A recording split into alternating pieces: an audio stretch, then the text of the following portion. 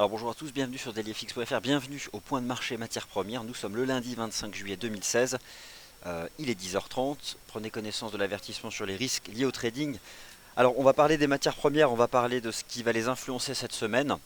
Probablement la semaine la plus importante de l'été sur le plan des fondamentaux du marché, les entreprises, les statistiques économiques, les banques centrales. Attention tout de même, ce lundi 25 juillet n'est pas une session importante. L'IFO en Allemagne, le climat des affaires a été publié tout à l'heure et on n'attend pas grand-chose avant demain. Alors, qu'est-ce qui va influencer cette semaine les matières premières? Deux choses. Tout d'abord, la Réserve fédérale des États-Unis, la réunion du FOMC mercredi et une décision attendue en matière de taux qui influencera le dollar américain et le prix des matières premières. Je vais revenir ce matin sur des configurations graphiques, notamment une qui m'intéresse sur l'once d'or. On sera vite fixé puisque le marché teste une ligne de tendance haussière chartiste, celle qui existe depuis le fort rebond sur 1200 dollars. Je vais aussi revenir sur le prix du pétrole qui poursuit sa glissade et une moyenne mobile à 20 semaines qui est malmenée, donc qui voit une stratégie invalidée. Là aussi, je serai transparent. Et enfin, on parlera du cuivre, du gaz naturel et de l'argent métal pour finir donc ce point de marché. Alors, pour les fondamentaux de banque centrale, la Réserve fédérale mercredi et la Banque centrale du Japon vendredi prochain. Rappelez-vous la semaine dernière, au passage, les commentaires d'Aoriko Kuruda, le patron de la Banque du Japon, qui a exclu un recours à l'argent hélicoptère. Reste que tout ça, ce ne sont que des mots. On verra concrètement la décision que prendra la Banque centrale vendredi prochain. Alors parlons peu, parlons bien.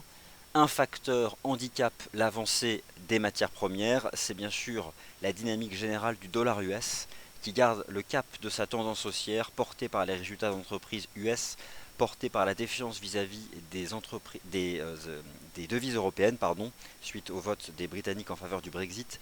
Et enfin, la macro US très solide, et on l'a vu encore vendredi dernier, avec les tout derniers indicateurs avancés, ceux qui sont proposés par Markit et qui mettent toujours loin devant dans le cycle économique l'économie américaine.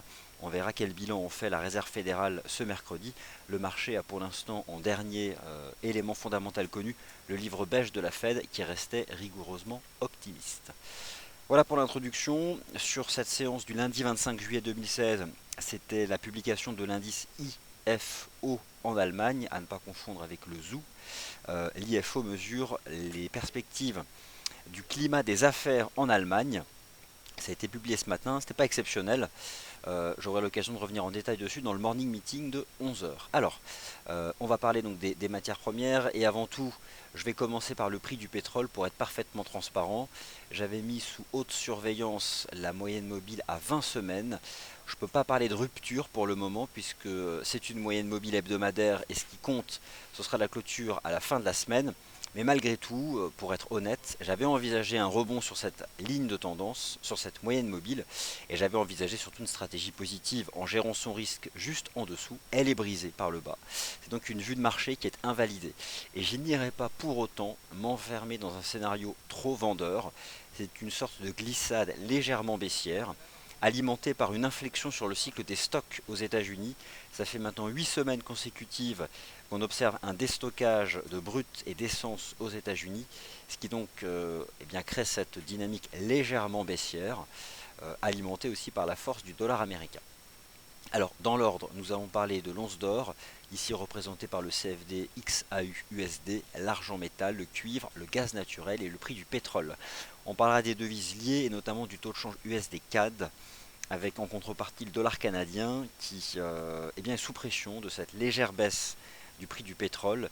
Et cette semaine, ce qui m'intéresse, c'est le niveau des 1,32 dollars canadiens sur le cross USD CAD, parce que c'est une résistance horizontale hyper limpide sur le plan visuel, qui intéresse probablement les vendeurs, puisque lorsqu'on regarde l'évolution des données du Speculative Sentiment Index chez FXCM depuis environ 2 semaines, le pourcentage de vendeurs se renforce alors que le prix approche de la résistance.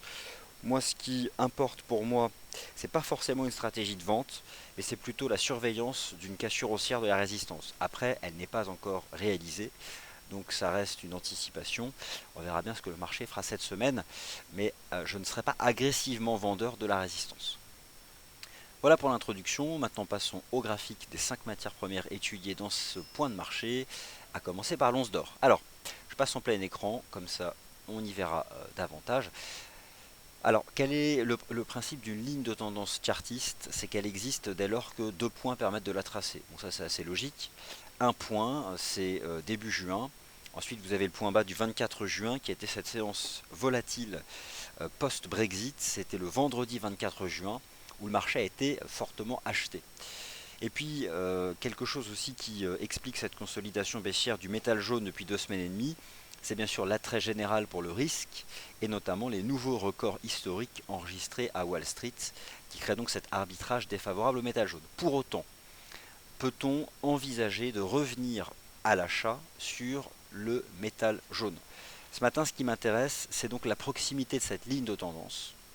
Personne n'a de boule de cristal, mais par contre, l'analyse technique permet ici ce matin de gérer son risque. On n'a pas encore précisément testé la ligne chartiste.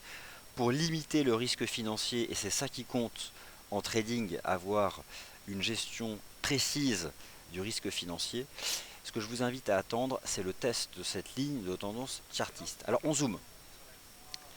Un point, deux points. Faites attention avec vos lignes de tendance, les tracez pas n'importe comment, les tracez pas à la manu, comme ça, en la traçant comme ça, sans qu'elle joigne automatiquement les points les plus saillants. Je ne sais pas si elle va agir favorablement, mais lorsque vous utilisez cet outil, ajoutez une ligne collée au plus haut et au plus bas, et bien vous attrapez donc ce point bas du 3 juin, ce point bas du 23 juin. Ce que je vous invite à faire, c'est à la tracer en utilisant les chandeliers journaliers. Donc ici D1 comme daily. Le point bas, vous prenez le chandelier, vous pouvez faire comme moi, de toute façon il faut quelque chose de l'analyse graphique, c'est avant tout visuel. Moi je suis en faveur de graphiques très épurés. Donc là vous avez une chose à tracer, la ligne chartiste. Vous prenez la bougie du 3 juin, un grand corps positif. Vous prenez la bougie du 24 juin, un corps positif mais surtout volatile avec une ombre haute assez marquée. Et ça c'était lié bien sûr à la volatilité post-Brexit. Depuis 4 séances, le marché fait du surplace sur le gold et petit à petit, grâce à cette dynamique latérale, s'est rapproché de la ligne chartiste. Alors on descend, H4, je zoome, je vais retirer ça. L'a-t-on testé? La réponse est négative, mais on s'apprête à la tester. Donc vous l'avez ici, là vous l'avez tracé en automatique, donc pas de mauvais tracé visuel. Vous avez des bougies H4. Le marché choisit de faire du surplace au-dessus des 1310, 1313. Et lorsque je me projette verticalement, elle se positionne actuellement à 1311 $. Il est possible d'envisager encore une dérive latérale jusqu'à son test. Alors soyez patient. Le risque d'être patient, c'est bien sûr de manquer l'opportunité, mais j'ai envie de dire, peu importe, on n'est pas là pour se forcer, on est surtout là pour attendre un test technique précis. Donc voilà, ce matin parmi ces matières premières et la tactique de trading qui repose avant tout sur l'analyse technique, je pense que c'est là où il faut se concentrer. Va-t-on pour autant aujourd'hui fortement réagir? Bon, ce qui pourrait alimenter cette reprise du métal jaune, c'est deux choses. Tout d'abord, un dollar américain qui monte quand même depuis plusieurs semaines et qui, quand même, à un moment ou à un autre, pourrait retracer. Même si la macro US est solide, la réserve fédérale ne relèvera pas ses taux, mais j'ai envie de dire ça peu importe. En fait, tout le monde sait que la Fed ne montera pas ses taux cette semaine. Par contre, ce qui compte, c'est le contenu du communiqué, qui sera publié mercredi à 20 h heure de Paris, avec des mots qui seront bien choisis et qui agiront sur le dollar US. Alors, donc voilà, hein, sur le CFD XAUUSD, je zoome très précisément. Là, vous avez la ligne chartiste, là, vous avez vos bougies. Soit on va la chercher précisément, et là, on peut tenter une stratégie en gérant son risque de manière très serrée. Parce que la ligne de tendance n'a jamais encore été testée. En fait, le premier test, c'est le 3e point de contact. Si elle est valide, en tout cas si elle intéresse les traders, elle provoquera une réaction forte. Alors là on n'y est pas, donc voilà, je zoome, je l'attends avec impatience. Elle se situe, allez, 3-4 $ en dessous du niveau actuel des cours. On a déjà eu, durant la session asiatique, cette bougie japonaise en données 4 heures, mais qui n'est pas une bougie de rebond, donc on s'en approche de la ligne de tendance. Est-ce qu'on peut penser à une tactique de trading sur la ligne de chartiste? Moi je pense que clairement oui. Ce serait dommage de ne pas faire confiance là à l'analyse chartiste. Va-t-elle fonctionner? Personne ne le sait. Mais si elle ne fonctionne pas, vous serez très vite fixé avec un prix qui basculera en dessous. Et dans ce cas, il est inenvisageable de rester long. Donc voilà, moi c'est ce qui ce matin attire clairement mon attention, la proximité de cette ligne de tendance haussière chartiste sur le XAU-USD. Alors la retrouve-t-on sur l'argent métal? L'argent métal n'a pas à sa disposition la même type de ligne chartiste. Par contre, on a un support horizontal à 19,20 $. Alors, qu'est-ce que nous dit le graphique H4 de l'argent métal? Pas grand-chose pour l'instant. Mais voilà, c'est ça finalement qui peut être aussi utilisé. Donc le support à 19,20 $, CFD XAG USD, et ici donc la ligne de tendance haussière sur l'once d'or. Alors, les contrats de pétrole, eh bien rupture en cours de la moyenne mobile à 20 semaines. Pour toutes les raisons fondamentales que j'ai évoquées tout à l'heure, le marché ne revient pas long sur le prix du pétrole, sans pour autant être agressivement vendeur. Alors, c'est une espèce de glissade assez frustrante, je pense, pour tout type de stratégie d'ailleurs, qu'il s'agisse des stratégies vendeuses ou des stratégies acheteuses. On peut envisager une ligne de canal en prenant comme ça ici les récents plus hauts. Bon, la glissade continue. Moi j'avais envisagé une réaction positive sur la même 20 semaines. C'est une stratégie invalidée, donc ça c'est un fait, mais je la conserve sur mes graphiques parce que c'est une moyenne mobile à 20 semaines et que c'est susceptible de tenir. Le RSI Weekly est sur 50, voilà, mais par contre, bon, j'avais une stratégie de reprise en premier test, n'a pas été le cas, donc là elle est invalidée. Je repasse neutre pour ma part et j'ai pas de nouvelles tactiques à vous proposer. Le CFD Copper, eh bien, lui est exactement dans la même dynamique que les 5 dernières séances. On s'était bien repris sur cette ligne de tendance, soutenue par la moyenne mobile à 20 jours. Maintenant on temporise, le marché ne parvient pas à quitter par le haut ce canal. Bon, on verra bien la réaction contact de la MM 20 jours. Pour l'instant là, ce graphique ne présente pas d'intérêt particulier. Le gaz naturel est par contre peut-être quelque chose ici d'intéressant, à savoir une fausse cassure de cette oblique et une réintégration. Alors ça c'est un principe aussi qui est propre à l'analyse graphique, à savoir que lorsqu'on casse un support et qu'on le réintègre dans la foulée, on rentre dans un scénario de piège qui est généralement suivi d'un contre-pied directionnel opposé. Alors, peut-on envisager là aussi une reprise forte du prix du gaz naturel? On a un chandelier de la semaine dernière qui s'apparente à un marteau. C'est vrai qu'en données 4 heures, bon, en données journalières, pardon, on l'a réintégré la semaine dernière. C'est pas évident.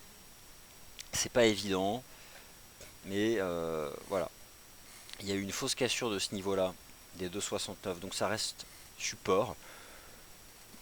Je vais pas non plus là exagérer, à moins que vous soyez plus avisé que moi là dans la vue de marché. J'ai pas envie de dire que le marché repart dans une disposition haussière, mais c'est vrai que au final il y a eu un piège baissier qu'on tient ici les 2,69, qu'on peut éventuellement envisager une structure en biseau, mais écoutez, sans plus, je vais juste moi remettre la 50 jours. Bon, pourquoi pas, mais sans grande conviction là aussi. Non, finalement, pour résumer, je mets sous très haute surveillance la ligne de tendance du gold et c'est tout. Elle fonctionne, on sera très vite fixé. Le seul avantage, c'est qu'on peut gérer son risque. La ligne de tendance est brisée, eh bien, il y a 2 à 3 dollars de risque, mais faut accepter de les prendre. Elle marche pas, la ligne de tendance, c'est que le marché s'y intéresse pas. Et si le marché s'y intéresse pas, c'est parce qu'il y a un vif attrait pour les actions, notamment les records de Wall Street, et surtout donc le dollar US. On verra. Elle m'intéresse uniquement du point de vue du money management. Il y a des questions sur le DAX et la macro. J'y réponds dans 15 minutes. Coco, bonjour, dans le morning meeting, c'est promis. Je commence le morning meeting à 11 heures précises, avec un tour d'horizon complet des indices boursiers. Je reparlerai du DAX et du GR30 et de ce qui a été proposé ce matin dans le rendez-vous des scalpers, et avec un énorme point global macro. Et je vous laisse sur ce graphique intraday de l'once d'or. A tout de suite, ici même.